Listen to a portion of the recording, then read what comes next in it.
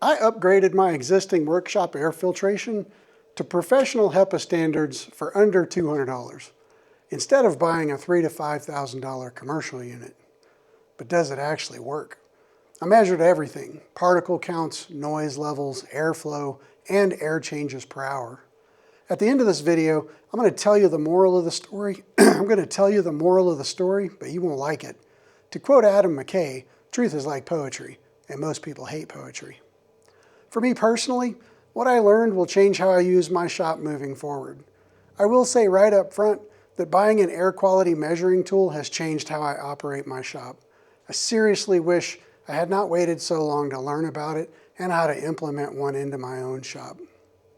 Stay with me till the end of the video and I'll share with you which tool in my shop is hurting my lungs the most. It was not what I expected by a long shot. If you missed part one of this two-part video series, I'll put a link in the video description for you. I'll also put links to all the products that I used in my testing, and please remember, none of this is sponsored, none of these links are affiliate links. I'm sharing these links and information with you to help you make your own decisions about what may or may not be needed in your own shop. This was a pretty expensive video for me to make, and all I ask is that you like and subscribe if you find this information helpful. As a quick side note, Jay Bates has a blog post from 2017 where he did similar testing, but sadly his blog post never came across my screen while I was researching this.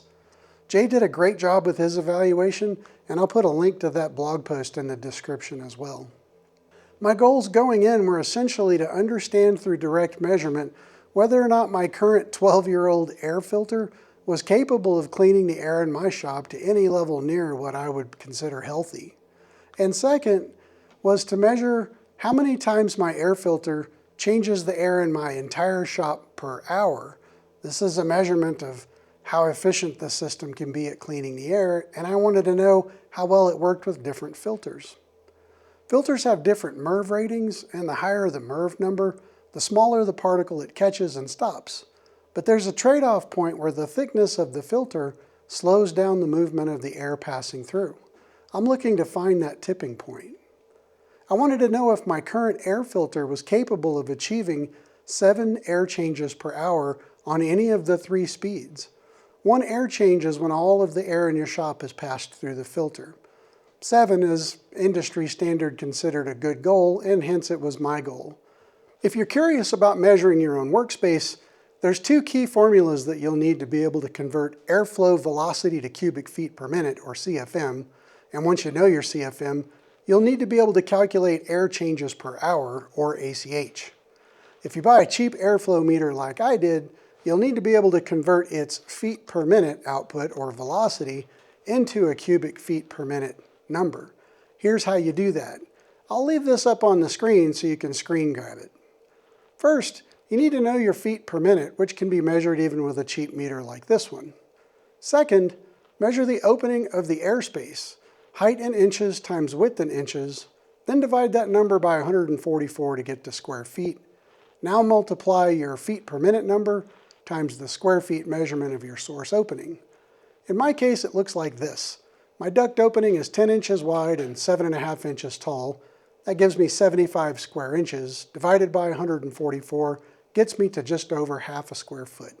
Now I can take that 0.52 square feet number and multiply it by my various airflow readings at different fan speeds and with different filters to arrive at a CFM number for each filter set at each speed. Now that you have a CFM number, you can calculate how many air changes per hour you could see in your own workspace. To calculate that, you first need to multiply your CFM number by 60. Next, you'll need to know the cubic volume of your workspace. Using feet, multiply room length times room width times ceiling height. Then you can divide your CFM number times 60 by your room volume. That number is how many times per hour all of your room air has passed through your filter. I wanted to know if my standard replacement filters were doing enough, or if upgrading the outer and inner filters to something more high efficiency would help me achieve healthy air. I wanted to know exactly how many air changes per hour my existing air filter setup would deliver and what impact to those air changes I would see if I upgraded the filters. So here's the tools I used. A cheap airflow meter, a fairly cheap digital sound meter, the Dylos DC1100 Pro, which is mounted up near the ceiling. I'll put a picture of that down below. A P100 respirator. I wore this at all times while I was doing my testing. Now let me explain my shop and my shop setup. My shop's about 800 square feet. It's your typical 3-car garage. I have 4-inch source capture on every tool, table saw, planer, CNC, bandsaw, drum sander, all connected to a Harvey Woodworking G700 dust collector with 5-inch metal ductwork throughout. All joints are foil taped to prevent and minimize air leaks, and only one blast gate was opened at a time during my experiment. My miter saw and random orbit sander have their own dedicated HEPA dust extractors. When I'm sanding, I also use a dust collection hood connected into the G700. But source capture can't get everything. Fine particles still escape into the air. My shop is always a mess, and it doesn't look anything like the super clean studios of other woodworking YouTubers, and I'd really like to know why that is. I'm running a JET AFS-1000 for ambient air cleaning, and in this video, I'll share some specific measurements first thing in the morning and how it was affected by performing specific woodworking tasks. Once the woodworking was done, I took more measurements. Before I share the results, it's important to know how I went about testing. The fundamental goal for me was to test my shop air filter, so it's the only variable in my testing that changes from day 1 to day 2. The changing variable was to conduct woodworking with the standard replacement filters in the unit, and then upgrade to higher efficiency filters and repeat the exact same woodworking on day 2. To start with a clean baseline, I had to order some parts. First, I had to order new factory filters for everything in my shop that would be a player in this experiment. That meant 2 new cylinder filters for the Harvey G700, new factory inner and outer filters for the AFS-1000, and new bags in both of my Festool dust extractors. I also ordered upgraded higher MERV efficiency inner and outer filters for the AFS-1000 to use on day 2. For testing, I measured the air quality with the Dylos DC1100 Pro, placed just above head level near the center of my shop. I measured first thing in the morning just after opening the man door and called that my baseline and best reading. All future measurements were taken from that same placement location. It's actually glued in place up there.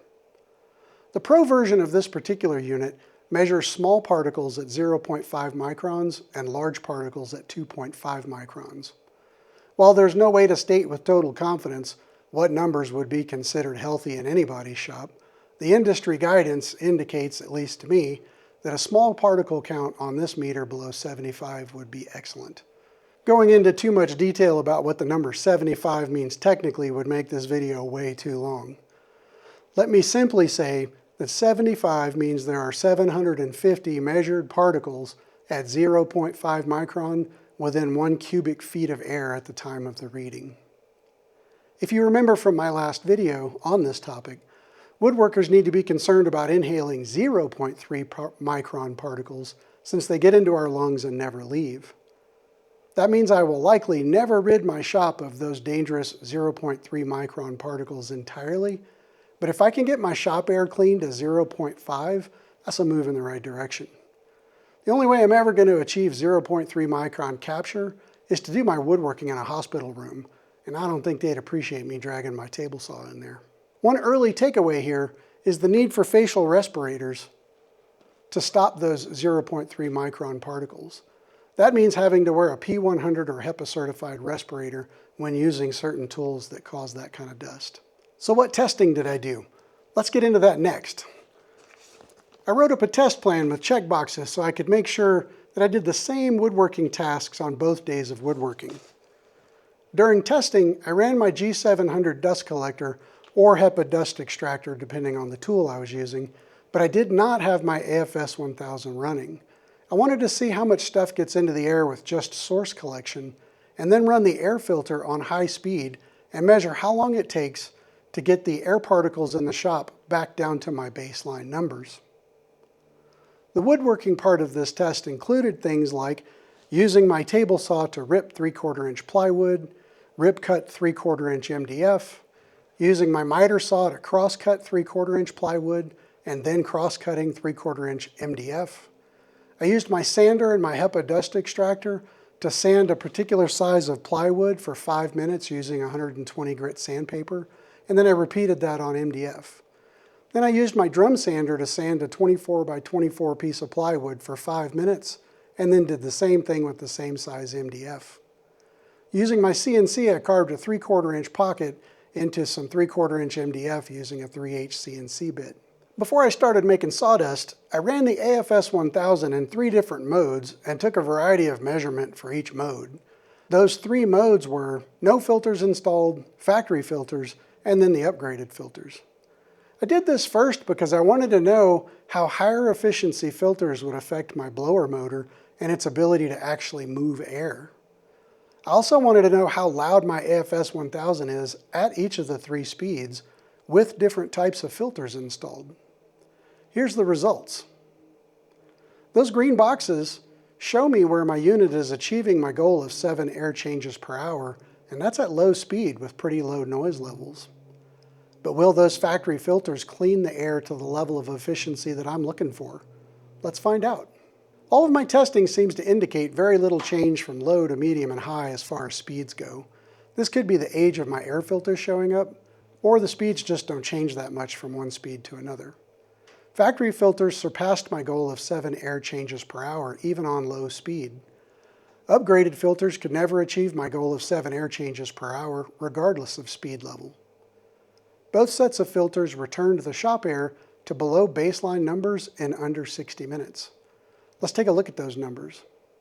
On day 1 with factory filters, you can see the starting numbers popping up a little because I had to move things around to get ready for testing. Particle count at the start of the test, large particles were 427 and small particles were 180.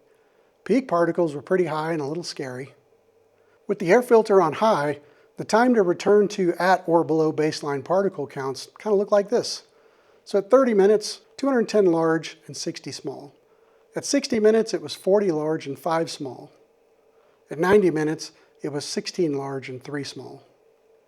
So now let's look at day 2. I upgraded the filters. Particle count at the start of the test, a little worse than yesterday, 500 large, 240 small. Peak particle counts, also pretty scary. And with the air filter on high, the time to get it back down to below baseline counts you can see on the screen. Overall, the performance was fairly similar and resulted in exactly what I needed within 60 minutes. So what's the bottom line here? Factory filters in my case are good enough to reach clean air and achieve sufficient air changes per hour, and that's on low speed, which produces fairly low noise levels. As soon as I got the DC 1100 Pro, I set it up and let it calibrate and let it run for several days. Here's why I said I wish I'd bought one many years ago. I can't believe how little movement in the shop stirs up dangerous dust. Even when the air visibly looked clear, the meter was going crazy. It's an early warning system telling me to PPE up or get out. I need that kind of data blinking in my face to make me do the right thing sometimes. It showed me exactly what my tools kicked up and where the highest levels were coming from, although at this time I didn't yet know why. And which of my tools is hurting my lungs the most? I would have bet dollars to donuts that it would have been my CNC. Man, was I wrong. All of the peak numbers I showed you in the graphs earlier happened within 20 seconds of starting to make rip cuts at the table saw. And those numbers skyrocketed during table saw use, and then quickly dropped significantly with every other tool I used in my shop for the remainder of the test, including that 30-minute carve at the CNC with the MDF. I know what you're thinking. I thought it too. The table saw must be the closest tool to that meter. Nope. I measured. The distance from the meter to the table saw blade was just about the same as the distance to the drum sander and to the CNC. My mind was pretty blown at this point. I have a closed cabinet professional grade table saw with source dust collection below and above the blade. How could this be the most pollutant tool in my shop? Is my Harvey table saw crap? Do other table saws do the same thing? At this point, I wasn't really sure. Now I'm pretty sure I know what the culprit was, and it wasn't the table saw itself, but rather the blade I chose for my testing. I realized it at the time that I had paired the absolute worst saw blade with some of the most dust-producing and aerosol-generating materials you can work with, plywood and MDF. It worked out great for air testing and testing filters, but not for everyday use. That will have to be a future research project and a future video. In the meantime, I now know that factory filters are good enough for me, and I know that I could run the unit on low speed depending on my blade selection at the table saw. And I know that I have to PPE up to at least a P100 mask when I'm working with my chief polluter, Mr. Table Saw and that particular blade I was using. I hope you found this two-part video series helpful, and if you stayed this long, please know I really do appreciate you. Till next time, friends, peace, love, and sawdust. Now go make something.